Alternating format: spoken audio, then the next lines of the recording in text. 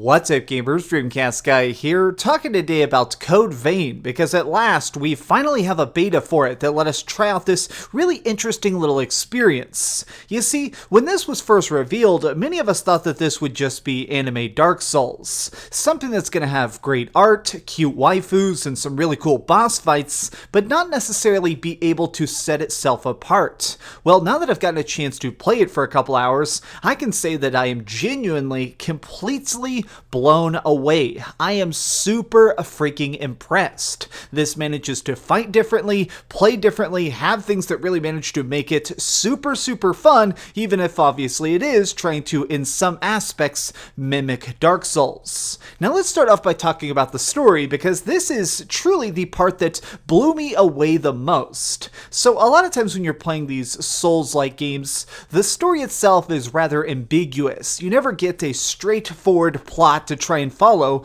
Well, they decided to change that up when it comes to Code Vein, because this has a very centered story. Essentially, we get to create our own custom character in this weird city that's basically trapped. There's this red mist completely surrounding a town, and each of the people inside it is now called a revenant. And essentially, we're like vampire zombie-like fighter people. There's some of us that have managed to keep our humanity. We can still speak, we can work together, we can try and keep ourselves alive another day. But there is a downside to this, which is that it turns out that in order to keep our sanity, we need to find these things called blood vials, which are basically like these little seeds filled with some sort of red fluid. Now, nobody ever says what it is, but it seems like it's literal human blood that's blooming up from the earth. And by drinking this, you're able to keep your humanity a little bit longer. Those who are not able to feed are turned into the Lost, which are these giant demonic creatures that we end up fighting.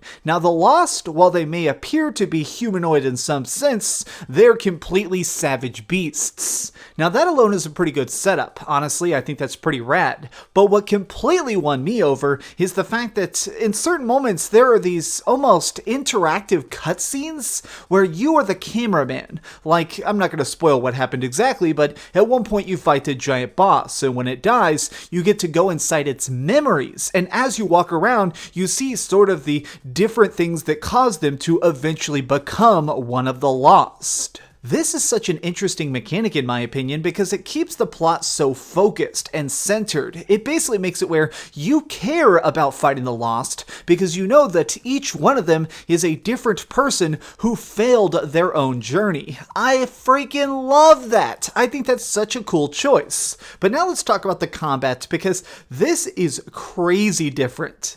Now, on the surface, of course, this has the same sort of methodical From Software style in that you're going to be trying to slash your sword or shoot your gun or use your different magic abilities while, of course, trying to avoid being tapped because these enemies do crazy damage. What's different, though, is that you can basically choose different styles of yourself. There's like a brawler spec, a ranger spec, a magic spec that lets you drain blood from enemies even more easily. And basically, these are different ways of changing your playstyle very much on the fly. As you progress through this little beta, you actually unlock several more of these that allow you to do even more specialities. Like at one point I unlocked a special one that let me use heavy weapons a lot better, but I could no longer use tiny weapons. But as a benefit, now each of my strikes dealt more damage, and I would be able to be just basically a much more efficient heavy fighter. Or you can choose to be a much more mixed spec, where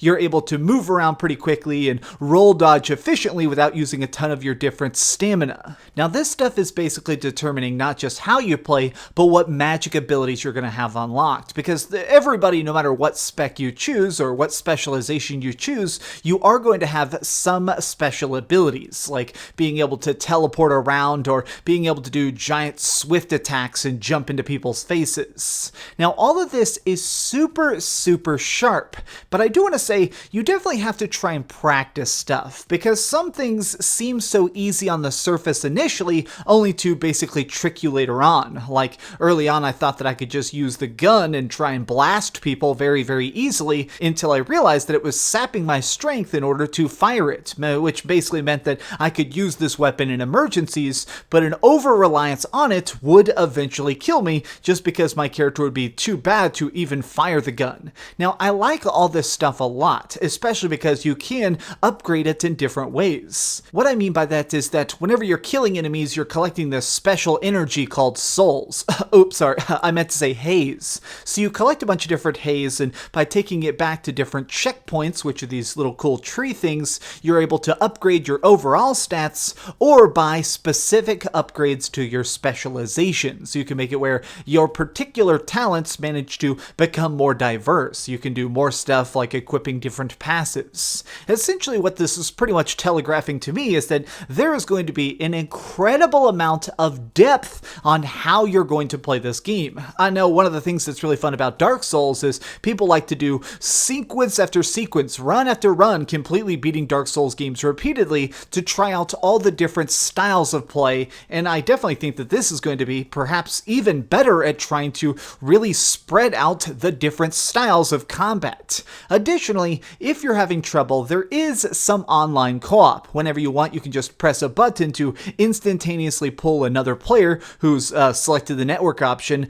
to jump into your universe. Now, I'm not sure if these people are NPCs or actual players, but it does seem like they are real people who are helping me out. I pulled them in a few different situations to help me out, and they definitely seem like real players because they fight really aggressively, and when they get tapped, they die like anybody else. It's cool, and it's definitely nice to be able to just basically have a help me button in case you do get crazy stuck. Now, during this beta test, I had some automatic helpers just for storyline reasons at several different moments, and that was all nice, but I didn't feel like I needed it too much since, in general, this is an early section of the game. A lot of the enemies are already so easy to stun and stuff that I didn't feel like I was really struggling just to get past any of the different encounters. The boss itself was pretty tough, I will say, but once I managed to figure out his different attack patterns and how to avoid his strikes, well, he was just as easy as everybody else. Once this boss is dead, you get to go into the ending spot of the beta itself, which is this little hub area that really kind of lets you just wander around and see stuff, and to me, it really begins to imply that this could be a pretty long little journey, because there's weapon shops, special upgrade stations, a bedroom in case you're like totally into sleeping with waifus, but additionally, there's a special extra area that you can access in this beta, and assuming obviously that it'll be in the full game, and it's called the Depths. And it seems like at any point from this hub when the game comes out, we'll be able to teleport to the next mission area, or if we want, these are special bonus dungeons that are extremely difficult. So I went into this and it said that you should be level 40 in order to play it. Now, by the time I beat the demo, I was only like a level 11 or 12. So obviously I did not get very far in this, but even still, it was really great to see a tease of different enemies that are going to be there in the future, and different cool crazy bosses that are definitely going to be killing me over and over again when this game finally launches at some point later this year. Really, I have to say that the only aspect of this little beta that just seemed super bad is I think that it runs pretty awfully. Like, the frame rate is really weird in that it seems like character models run at about 20 frames a second, and if you try and summon friends, a lot of times the people you're trying to pull into the universe run at like 15 frames a second. The game itself does not seem to be stuttering. A lot of the enemies manage to stay smooth.